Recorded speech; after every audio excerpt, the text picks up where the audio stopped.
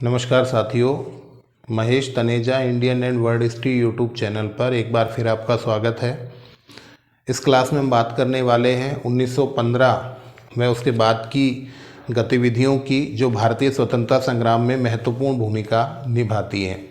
1915 में हमने स्टार्ट कर लिया था, हमने आपको बताया था कि महात्मा गांधी 9 जनवरी 1915 को भारत में आए और इस दिन को प्रवासी भारतीय दिवस के रूप में मनाया जाता है। महात्मा गांधी जब आए तो शुरू में लोगों का सजेशन ये था कि आप भारत की परिस्थितियों को समझिए और सीधे ही किसी आंदोलन में जाने से पहले आप भारत के लोगों से मुलाकात कीजिए, एक जनमत तैयार कीजिए और उस जनमत के आधार पर आप भारतीय स्वतंत्रता संग्राम में अपनी भूमिका को अदा कीजिए। तो महात्मा गांधी तो उसमें कहीं ना कहीं जुड़ जाएंगे। हालांकि इन्होंने क्या किया, प्रथम विश्व युद्ध चल रहा था 1914 में, जो पहला विश्व युद्ध स्टार्ट हुआ उसके लिए महात्मा गांधी का एक ओपिनियन यहाँ पर है, एक विचार है। वो ये चाहते हैं कि भारत के जो सैनिक हैं वो अंग्रेज़ों के पक्ष में लड़ें, वो पूरे ज़ोर से लड़ें, पूरी मेहनत से लड़ें। और संभव है, महात्मा गांधी को लगता है संभव है कि अंग्रेज़ इस मदद के बदले उन्हें कुछ दे दें, भारतीयों को कुछ रियायतें दे दें या हो सकता है स्वशासन दे दें। तो इसलिए महात्मा गांधी ने भारतीय सैनिकों को अंग्रेज़ों के पक्ष में पहला विश्व युद्ध लड़ने के लिए प्रेरित किया और इस वजह से महात्मा गांधी को अंग्रेज़ों का सार्जेंट कहा जाता है। अंग्रेज़ों का सार्जेंट किसे कहा गया, तो महात्मा गांधी को, और उन्हें केसर हिंद की उपाधि भी प्रदान की गई अंग्रेज़ों के द्वारा। तो ये भी आपको ध्यान रखना है कि महात्मा गांधी को केसर हिंद की उपाधि भी प्रदान की गई थी। तो ये 1915 का संदर्भ है और इसमें एक महत्वपूर्ण घटना का जिक्र हम लोग करेंगे, प्रथम लाहौर षड्यंत्र। आमतौर पे इसका जिक्र नहीं होता है, कम होता है, परंतु यहाँ डिस्कशन बनता है अनिवार्य। 1915 की घटना, और आपको बताएं ये घटना कहीं ना कहीं स्टार्ट होती है गदर पार्टी की स्थापना से ही। देखिए, गदर पार्टी की स्थापना हम लोग जानते हैं 1913 में हुई थी सैन फ्रांसिस्को अमेरिका में, और इसमें जो मुख्य भूमिका थी लाला हरदयाल सोहन सिंह भाकना की। ये सिखों का कहीं ना कहीं इसमें मुख्य रोल हमको देखने को मिलता है। और इन लोगों की एक प्लानिंग चल रही थी कि किसी दिन भारत में इस तरह की स्थितियां आए जहां पर वो ब्रिटेन के शासन को, इंग्लैंड के शासन को पूरी तरह से नेस्त नाबूद कर सकें। इस तरह की प्लानिंग चल रही थी। इनको मौका मिला कब, जब पहला विश्व युद्ध स्टार्ट हुआ तो इनको ये लगता है कि शायद अब ब्रिटिश सत्ता कमज़ोर स्थिति में है, अंग्रेज़ों का पूरा ध्यान विश्व युद्ध की तरफ है और ब्रिटिश सैनिक भी मुख्य रूप से बाहर हैं। तो ऐसी स्थिति में इन्होंने प्लानिंग की कि भारत में एक बड़ा विद्रोह विकसित किया जाए जिसके माध्यम से अंग्रेज़ों के शासन को समाप्त कर दिया जाए। इस तरह की जो प्लानिंग है उसके लिए एक डे डिसाइड किया गया 21 फरवरी 1915 और स्थान निर्धारित हुआ लाहौर। और लाहौर में भी आपको बताएं मियाँ मीर छावनी और इसके अलावा फिरोजपुर छावनी, ये दो स्थान मुख्य रूप से स्टार्टिंग पॉइंट डिसाइड किए गए जहां से इस विद्रोह को शुरू किया जाना था। अब विद्रोह तब शुरू होगा जब गदर पार्टी के मुख्य नेता भारत में होंगे। तो भारत में उन नेताओं को लाया गया, या यूं कहिए कि वो सारे के सारे नेता एक एक करके भारत में आना उन्होंने शुरू कर दिया। और ऐसी स्थिति आई जहां पर वो धीरे धीरे गैदर होते होते, इकट्ठा होते होते इस क्रांति के लिए, इस विद्रोह के लिए अपने आप को और जनमानस को तैयार कर रहे थे। इस तरह के जो नेता थे वो किन जहाज़ों के माध्यम से आए, तो कामागाटा मारू, तोशा मारू, SS मोरिया,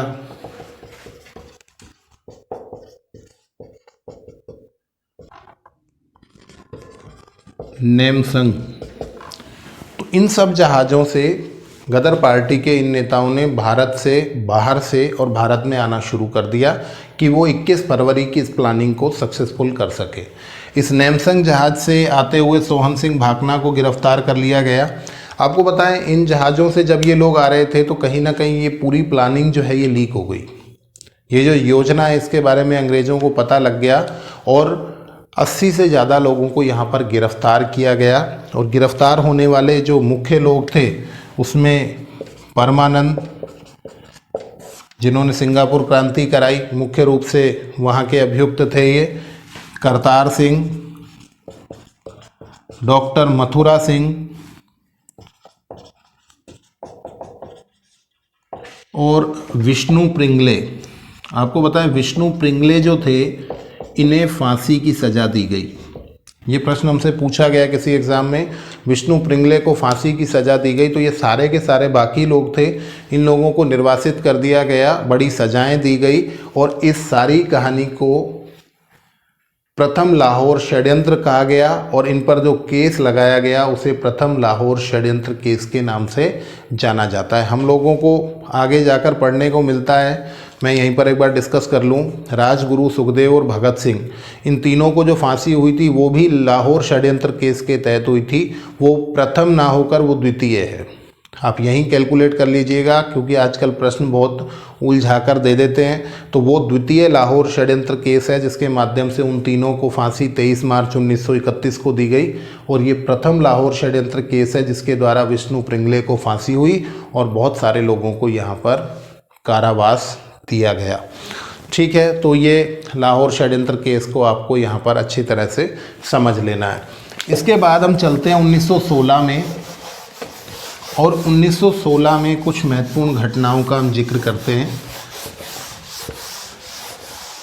देखिए 1916 में सबसे महत्वपूर्ण घटना, सबसे प्रारंभिक महत्वपूर्ण घटना जो है वो ये है कि लखनऊ समझौते को हमें जिक्र करना है। हालांकि इससे पहले होम रूल लीग आंदोलन स्टार्ट हो गया, उसको हम डिटेल बाद में करेंगे, पहले लखनऊ समझौते को हम लोग समझ लेते हैं। लखनऊ समझौता क्या है, हमने आपको बता दिया 1915 के बाद से 15, 16, 17, 18, 19 में क्या एक चीज़ हुई जो कांग्रेस और मुस्लिम लीग जो थे उन दोनों में समानता दिखाई देती है। तो जो कांग्रेस का वार्षिक अधिवेशन जहां होता था वहीं पर मुस्लिम लीग का वार्षिक अधिवेशन होता था। मतलब ये कम्युनिकेशन हो गया कि दोनों का वार्षिक अधिवेशन एक स्थान पर होगा। तो 1916 का जो वार्षिक अधिवेशन हुआ कांग्रेस का वो भी लखनऊ में हुआ, और मुस्लिम लीग का जो हुआ ये अधिवेशन भी लखनऊ में हुआ। ठीक है, बिल्कुल स्पष्ट करें इस बात को। कांग्रेस के जो अध्यक्ष थे इस वर्ष वो थे अंबिका चरण मजूमदार, और यदि मैं कहूँ मुस्लिम लीग में पहली बार मोहम्मद अली जिन्ना, ये दोनों ही अध्यक्ष हैं। ठीक है, अब प्लानिंग क्या चल रही है, कुछ राष्ट्रवादी नेता ऐसी स्थिति में है, जैसे तिलक है, उन्होंने वापसी की है भारतीय स्वतंत्रता संग्राम में, तो वो ये चाहते हैं कि ये दोनों का जॉइंट हो जाए। जॉइंट हो जाए मतलब कांग्रेस और मुस्लिम लीग जो है वो एक मंच से भारतीय स्वतंत्रता संघर्ष को जारी रखें, और इसलिए वो प्रयास करते हुए सहयोग प्राप्त कर रहे हैं। तिलक सहयोग प्राप्त कर रहे हैं एनी बिसेंट से। एनी बिसेंट आयरिश महिला थी जिन्होंने होम रूल आंदोलन की कॉपी यहाँ पर भी प्रचलित की, अर्थात यहाँ पर भी होम रूल आंदोलन चलाया, और यहाँ पर इनके सहयोगी के तौर पर आपको जिन्ना भी दिखाई देते हैं। अर्थात इन तीनों के प्रयासों से एक समझौता लखनऊ में संपादित हुआ जिसे लखनऊ समझौता के नाम से जाना जाता है। इस लखनऊ समझौते में सबसे महत्वपूर्ण बात क्या हुई?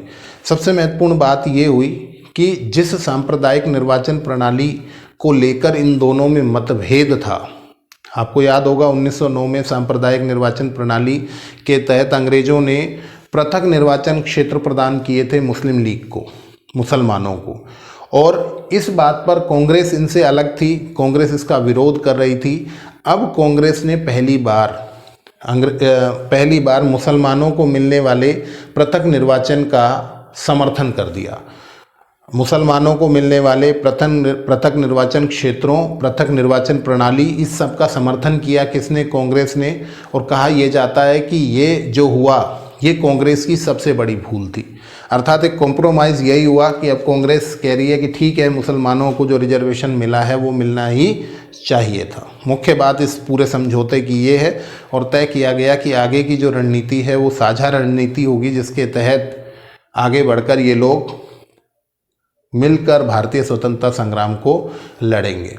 ठीक है, स्वशासन की प्राप्ति का प्रयास करेंगे, अंग्रेजों की गलत नीतियों का विरोध करेंगे। पर यहाँ मैं आपको एक इंटरेस्टिंग बात से रूबरू कराना चाहूँगा। यहाँ पर तिलक की जो थॉट है वो गांधी से मैच होती है।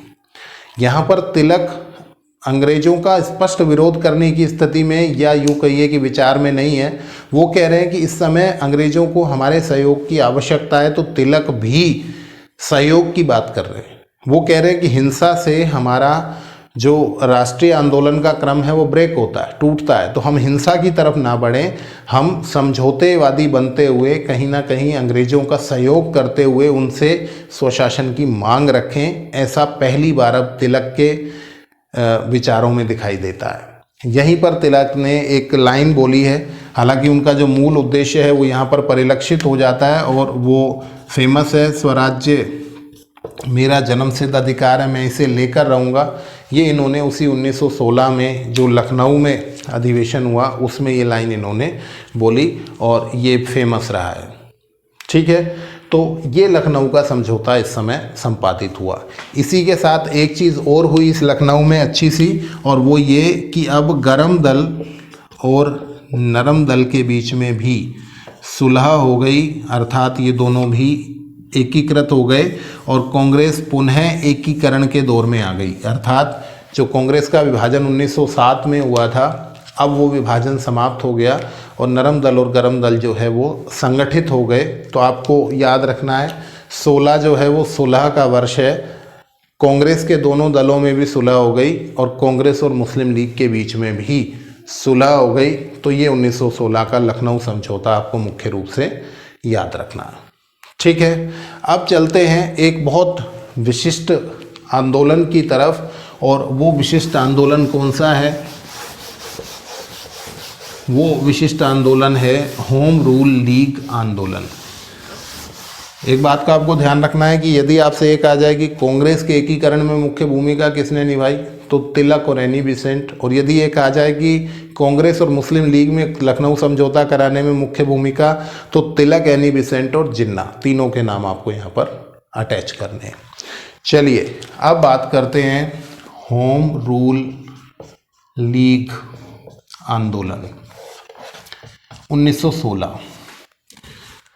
देखिए, आप लोग जानते हैं इंग्लैंड के पास में ही एक छोटा सा राष्ट्र आयरलैंड, और आयरलैंड पर भी इंग्लैंड का अधिकार रहा, और वहाँ पर एक आंदोलन चलाया गया। आयरलैंड में एक आंदोलन चलाया गया रेडमंड के द्वारा, जिसे होम रूल आंदोलन के नाम से जाना जाता, स्वशासन का आंदोलन। और उसी को यहाँ पर भारत में इम्प्लीमेंट करने की कोशिश करा रही हैं एनी बेसेंट। एनी बेसेंट जो हैं ये थियोसॉफिकल सोसाइटी से संबंधित रही हैं, आयरिश महिलाएं, आयरलैंड की महिलाएं, और इन्होंने भारत में होम रूल लीग आंदोलन चलाने की पैरवी की है। इस होम रूल लीग आंदोलन की पहले कुछ महत्वपूर्ण बातें हम लोग करें कि ये क्या है। देखिए, कांग्रेस के जो अधिवेशन हैं वो वर्ष में एक बार होते हैं, और भारतीय स्वशासन की मांग को केवल 3 दिन उठाना, वही बात हो गई कि वो तिलक कहते थे कि हम मेंढक की तरह वर्ष में एक बार टर्राएंगे तो कुछ मिलेगा नहीं। एक ऐसे आंदोलन की आवश्यकता महसूस की जा रही है जो वर्ष पर्यंत स्वशासन की मांग करे, वर्ष पर्यंत स्वशासन की मांग करे। और वर्ष पर्यंत स्वशासन की मांग करने के लिए जो एक आंदोलन विकसित किया जा रहा है वो होम रूल लीग आंदोलन है। ठीक है, और इसके अंदर पूर्ण स्वराज कहीं पर भी नहीं है, पूर्ण स्वराज की मांग नहीं है। मुख्य रूप से मांग ये है कि हम एक क्रमिक रूप से अंग्रेजों से स्वशासन प्राप्त करते जाएं या शासन में अपनी भूमिका को स्थापित करते जाएं, और इन आंदोलनों के माध्यम से हम सुधार करवाते चले जाएं, और एक दिन ऐसा होगा जब पूर्ण स्वराज्य स्वतः ही हो जाएगा। तो इस तरह की कोशिश इस आंदोलन में हमें देखने को मिलती है, और इसमें मुख्य नेतृत्व एनी बेसेंट और तिलक का हमें प्राप्त होता है। तो यहाँ मैं कंपेयर करता हूँ दोनों को, तिलक और एनी बेसेंट, ये प्रमुख 2 नेता हैं इस आंदोलन के। और तिलक का जो प्रयास है वो आरंभिक है, जिसमें उन्होंने अप्रैल 1916 में होम रूल लीग की स्थापना की। होम रूल लीग की स्थापना की। और ये इनकी होम रूल लीग जो है वो मुख्य रूप से 4 प्रांतों में हमें देखने को मिलती है। कितने प्रांतों में? 4 प्रांतों में। कौन कौन से हैं? महाराष्ट्र में, हालांकि मुख्य जो बम्बई जिसे हम कहते हैं प्रॉपर सिटी, वो वहाँ पर इसका प्रभाव ना के बराबर था। तो महाराष्ट्र, कर्नाटक, मध्य प्रांत और बरार, ये चारों आपको याद रखने। 4 प्रांतों में ही होम रूल लीग गठित की तिलक ने। और ये जो प्रयास इन्होंने किया था ये था अप्रैल 1916 लिख दिया हमने। तो अप्रैल 1916 में इन्होंने होम रूल लीग स्थापित की। अगर हम कहें एनी बेसेंट ने ये प्रयास कब किया तो ये सितंबर 1916 में, और इसका नाम है Akhil Bharatiya home rule league. Akhil Bharatiya home rule league. अब आपसे जब प्रश्न पूछा जाता है एग्जाम में तो ये वाला पूछा जाता है, Akhil Bharatiya home rule league का गठन किसने किया? तो वो एनी बेसेंट ने किया। ठीक है, अब इनके क्षेत्र देख लेते हैं। इनका जो क्षेत्र है वो बेलगांव, पूना का क्षेत्र है। पूना इसका मुख्य क्षेत्र है। जबकि एनी बेसेंट ने जो होम रूल लीग स्थापित की उसका क्षेत्र, मुख्य क्षेत्र जो है मद्रास, सबसे ज़्यादा शाखाएं कहाँ पर थी? मद्रास में थी। परंतु ये अखिल भारतीय है तो इसका मतलब ये पूरे के पूरे भारत में इसका प्रचार प्रसार हुआ। मुख्य भूमिका आप इसी की देख पाएंगे, इनकी नहीं देख पाएंगे। ठीक है, अब ये जो होम रूल लीग स्थापित की गई, इसका प्रचार प्रसार किन पत्रों के माध्यम से हुआ? तो अपने अपने पत्रों के माध्यम से करेंगे ये लोग। आपको पता है तिलक के पत्र कौन से थे? केसरी और मराठा। और एनी बेसेंट के जो पत्र थे वो थे कॉमनवेल और न्यू इंडिया। इन पत्रों के माध्यम से इन्होंने इसका प्रचार किया है अपने आंदोलन का। और मैंने आपको बता दिया इनके उद्देश्य आपके सामने आ चुके हैं। अब इस होम रूल लीग आंदोलन में कौन शामिल हुए?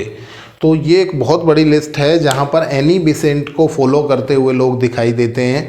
यहाँ पर मैं आपको एक लॉन्ग लिस्ट बना के दूंगा जिसमें आपको याद रखना है कि इसमें शामिल हुए जवाहरलाल नेहरू, मोतीलाल नेहरू, इसके अलावा मदन मोहन मालवीय, तेज बहादुर सप्रू, भूलाभाई देसाई, चितरंजन दास, मोहम्मद अली जिन्ना। तो अगर आप देख पा रहे होंगे तो सारे मुख्य नाम आपको यहाँ पर देखने को मिल जाएंगे। ये सारे के सारे राष्ट्रवादी जो नेता हैं, राष्ट्र के प्रति समर्पित नेता हैं, ये सारे के सारे इस होम रूल लीग आंदोलन में जुड़े हैं। और इसका मतलब ये है कि जो एनी बेसेंट की प्लानिंग है वो निश्चित रूप से जिसे कहते हैं प्रशंसनीय है, क्योंकि अब इतने सारे महत्वपूर्ण नेता जब आप इसमें शामिल कर लेंगे तो इसका मतलब आपकी प्लानिंग जो है पूरी की पूरी सक्सेसफुल है। अब देखें, तिलक जो है इनकी क्रांतिकारी गतिविधियों को रोकने की कोशिश की गई। इनसे सरकार डरी हुई थी और डरी हुई सरकार ने इनके दिल्ली और पंजाब जाने पर रोक लगा दी। तिलक का प्रयास कितना भी रहा हो, परंतु एनी बेसेंट का प्रयास इनसे हमेशा बड़ा स्वीकार किया जाता है। हाँ, यहाँ पर आपको ये और ध्यान रखना है कि जो ये आंदोलन विकसित किया गया इसमें अध्यक्षता तिलक ने जो लीग स्थापित की उसमें अध्यक्ष जोसेफ बैप्टिस्टा को बनाया गया। अध्यक्षता जोसेफ बैप्टिस्टा को दी गई। और अगर हम ये कहें कि सचिव कौन था, CN केलकर, ये अध्यक्ष और ये सचिव। कभी कभी ये फैक्चुअल क्वेश्चन भी हमसे पूछ लिए जाते हैं तो हम इसका भी अपने आप को रिवाइंड कर लें, हम इसको भी थोड़ा सा याद कर लें। तो जोसेफ बैप्टिस्टा अध्यक्ष रहे और CN केलकर जो है यहाँ पर सचिव रहे। अब चलते हैं एनी बेसेंट के प्रयासों में। संस्थापक तो एनी बेसेंट हैं ही, और यहाँ पर जो सचिव थे इनके द्वारा स्थापित Akhil Bharatiya home rule league जो बनाई उसके सेक्रेटरी थे जॉर्ज अरुंडेल। आपको याद होगा जॉर्ज अरुंडेल की सिफारिश के आधार पर, इस समिति की सिफारिश के आधार पर ही बंगाल के विभाजन को रद्द किया गया था। अब अंग्रेज़ों ने इस होम रूल लीग आंदोलन के दमन की तैयारी शुरू कर दी और इस दमन की प्रक्रिया के तहत एनी बेसेंट को गिरफ्तार किया गया। कुछ लोगों को गिरफ्तार किया गया, एनी बिसेंट को, मिस्टर वाडिया को, अरुंडेल जो थे, जॉर्ज अरुंडेल, इनको गिरफ्तार कर लिया गया। और इन सब की गिरफ्तारी की वजह से एक व्यक्ति ने नाइटहुड की उपाधि को लौटा दिया और उनका नाम था सुब्रमण्यम अय्यर। सुब्रमण्यम अय्यर बहुत इम्पोर्टेंट नाम रहेगा आपके लिए। इन्होंने नाइटहुड की उपाधि को लौटाया। इनका भी इस आंदोलन में मुख्य योगदान स्वीकार किया जाता है। और जब इन सारे नेताओं को गिरफ्तार कर लिया गया तो उसके विरोध में सुब्रमण्यम अय्यर ने नाइटहुड की उपाधि को लौटा दिया। ठीक है, अब प्रश्न ये उठता है कि ये इतना बड़ा आंदोलन जो विकसित किया गया, क्या इस आंदोलन का कुछ लाभ हुआ? प्रश्न ये है। हम आमतौर पे जब पढ़ते हैं तो इस आंदोलन को बहुत ज़्यादा महत्व नहीं दिया जाता है। गांधी जी के आंदोलनों के सामने इनको मेल्ट कर दिया जाता है, भुला दिया जाता है। होम रूल लीग आंदोलन की उपलब्धि क्या है? तो मैं आपको यहाँ पर दो उपलब्धियों का जिक्र करते हुए इसकी बात को समाप्त करूँगा। एक तो मॉन्टेग्यू की घोषणा। मॉन्टेग्यू की घोषणा जो आप लोग जानते हैं 20 अगस्त 1917 को आई। इसमें इन्होंने पहली बार ये कहा कि भारत को क्रमिक रूप से उत्तरदायी शासन प्रदान किया जाएगा। मतलब 1917 से 150 साल, पौने 200 साल पहले तक अंग्रेज़ों ने कभी भी ये डिक्लेयर नहीं किया कि हम भारतीयों को शासन में कोई भूमिका प्रदान करेंगे। पर यहाँ पर पहली बार एक डिक्लेरेशन आई सामने कि भारतीयों को क्रमिक रूप से उत्तरदायी शासन प्रदान किया जाएगा। मतलब शासन में भारतीयों की भूमिका को सुनिश्चित किया जाएगा। और मॉन्टेग्यू की जो ये घोषणा है वो इस आंदोलन के दबाव के कारण आई। ठीक है, एक बात। और दूसरी महत्वपूर्ण बात कि जो मॉन्टेग्यू चेम्सफोर्ड सुधार अधिनियम 1919 आया, उस मॉन्टेग्यू चेम्सफोर्ड सुधार अधिनियम में भी जितनी पॉजिटिव चीज़ें आपको देखने को मिलती हैं वो उसमें जैसे ही भारतीयों की भूमिका को वहाँ पर बढ़ाकर प्रस्तुत किया गया, भारतीयों को भी शासन में अधिकार मिले। मैं इसके एग्जाम्पल के तौर पर द्वैत शासन का नाम लूँगा, जहाँ पर भारतीयों को भी शासन संचालन के बड़े अधिकार मिले। तो जब ये अधिकार दिए गए तो उसका जो बेसिक है वो भी यही आंदोलन है। इसी आंदोलन की दबाव की वजह से 1919 के अधिनियम में बहुत सारे जो चीज़ें हैं, बहुत सारी जो विषय हैं, वो सारे के सारे जारी किए गए, लागू किए गए, जोड़े गए। क्योंकि अब अंग्रेज़ों को लगता है कि ये आंदोलन कहीं ना कहीं बहुत विकसित अवस्था में चला गया है। ठीक है, तो ये दो प्रभाव आपको निश्चित रूप से ध्यान रखने किसी एग्ज़ाम में, कि मॉन्टेग्यू की घोषणा और 1919 के अधिनियम में, मॉन्टेग्यू चेम्सफोर्ड सुधार अधिनियम में जो भी सकारात्मक बातें थी, उनके पीछे होम रूल लीग आंदोलन का मुख्य योगदान था। ठीक है, तो ये होम रूल लीग आंदोलन के बारे में हमारी बातचीत यहाँ हम समाहित कर लेते हैं। इसके बाद थोड़ी सी बात कर लेते हैं 1917 में चलकर। और 1917 में हमें बात करनी है केवल इतनी सी कि हुई मॉन्टेग्यू की घोषणा। देखिए, मॉन्टेग्यू की घोषणा, इसको बहुत शॉर्ट में आपको बता दें हम। 20 अगस्त प्रश्न, ज़्यादातर डेट पूछी गई है। 1917 को भारत सचिव मॉन्टेग्यू ने घोषणा की कि भारतीयों को क्रमिक रूप से उत्तरदायी शासन प्रदान किया जाएगा। मैंने इसकी वैल्यू बता दी आपको। पहली बार अंग्रेज़ों ने यह डिक्लेरेशन किया है कि वो भारतीयों को उत्तरदायी शासन क्रमिक रूप से देने में विश्वास रखते हैं। और इस समय जो स्थितियां हैं, उन स्थितियों में उदारवादी इसे किस रूप में देखते हैं और उग्रवादी इसे किस रूप में देखते हैं, वो यहाँ पर डिस्कस करना ज़रूरी है।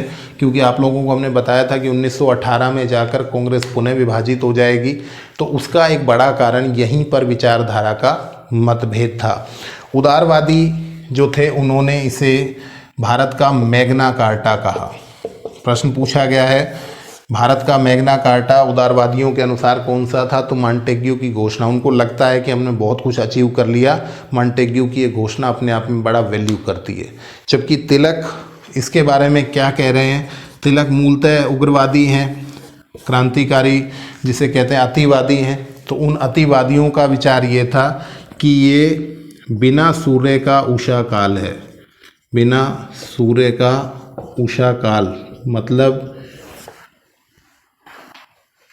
दिन उदय तो हो रहा है परंतु सूर्य नहीं है। इसका मतलब क्या है कि लग तो रहा है कि उजाला सा है परंतु सूर्य नहीं है, अर्थात जो हमारी वांछित मांगे हैं वो यहाँ पर पूरी होती हुई हमें दिखाई नहीं दे रही है। तो उग्रवादी इसके खिलाफ हैं। मॉन्टेग्यू की घोषणा उनकी नज़र में अंग्रेज़ों के द्वारा मूर्ख बनाने का एक प्रयास भी है, और ऐसा हो भी सकता है क्योंकि इस समय तक युद्ध चल रहा था और युद्ध में भारतीयों का सहयोग लगातार मिले, इसलिए मॉन्टेग्यू की घोषणा हो सकता है कि एक चॉकलेट की तरह होगी जो पकड़ा दी गई कि अब भारतीय जो हैं विरोध नहीं करेंगे। तो यहाँ पर तिलक ने इस परिभाषा के माध्यम से स्पष्ट किया कि वो मॉन्टेग्यू की घोषणा से संतुष्ट नहीं है, जबकि उदारवादियों ने इसे भारतीयों के लिए मैग्ना कार्टा कहा। ठीक है। और ये जो मॉन्टेग्यू की घोषणा हुई, इस समय लॉयड जॉर्ज जो थे वो इंग्लैंड के प्रधानमंत्री थे। कई बार ऐसे प्रश्न भी हमसे पूछे जाते हैं, तो आपको ये भी यहाँ एक फैक्ट के तौर पर याद रखना है। लॉयड जॉर्ज जो थे वो यहाँ प्रधानमंत्री थे इंग्लैंड के, और उनके समय में मॉन्टेग्यू की घोषणा अस्तित्व में आई। कई बार डेप्थ में ऐसा प्रश्न पूछ लिया जाता है। ठीक है, तो 1916-17 तक हम लोग पहुँच गए हैं। अब गांधी स्टार्ट हो जाएंगे, गांधी की आंधी आ जाएगी, और वो चंपारण में और खेड़ा में और अहमदाबाद मिल मजदूर मामला और इस तरह से आगे बढ़ते हुए चले जाएंगे और राष्ट्रीय नेतृत्व की ओर जाएंगे। तो वो सारी बातचीत हम शुरू करेंगे नेक्स्ट क्लास में। आप लोग जुड़े रहिए, देखते रहिए Mahesh Taneja Indian and world history YouTube channel के वीडियोज़ को। बहुत सारा धन्यवाद।